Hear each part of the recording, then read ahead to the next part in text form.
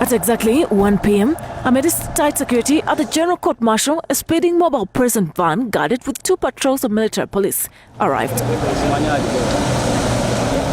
On its arrival, 2 individuals, Dr. Besigye, renowned opposition politician and activist, and a one Obed Lutale Kamlegia, were ushered out and into the court-martial walls.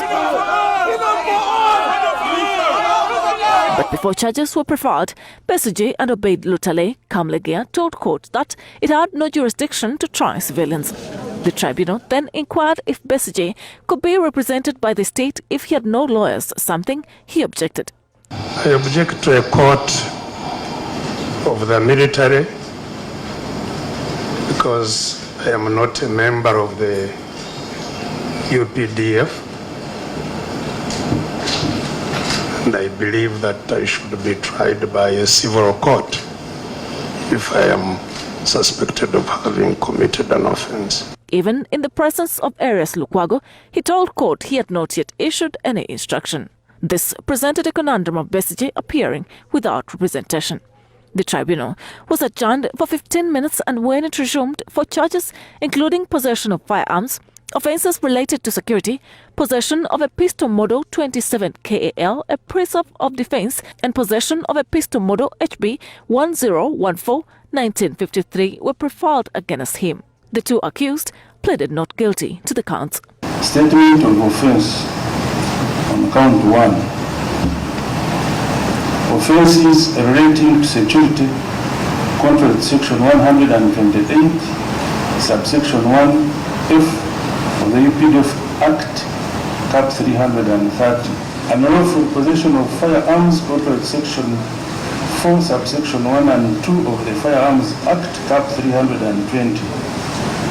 At the third, Dr. Besigye, have you had understood the charge read to you on count 3? I have. Have you accepted? Don't accept? Don't. According to the charge sheet, Besigye committed the crimes in Geneva, Switzerland, Greece, and Nairobi. His lawyers questioned the court on why they would try the accused on matters committed outside the jurisdiction of Uganda and UPDF Act. But the state objected to this, citing charges of service offences which overwhelmed the defence. There is nowhere in this charge sheet where it's alleged that all these acts, the impandi acts, were committed within the jurisdiction of this honorable court, that is the territory of Uganda. Section 208 of Uganda People's Defence Forces Act, which is an act of parliament, states a person alleged to have committed a service offence may be charged or dealt with and tried under military law. It's a service offence, and it's on record, it's not in dispute that the accused persons are not members of the UPDF. Therefore, they are not amenable to charges of that nature, which are service offences. Lukwago asked the chairman, Brigadier General Freeman Mugabe, to strike the charge sheet termed as duplex and set the accused free without any conditions.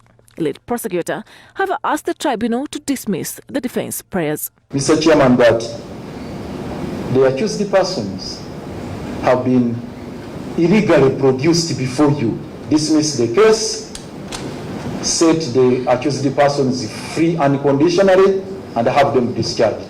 Dr. Besigye and his co-accused are expected in the court-martial on 2nd December for mention and were remanded to Luzira prison.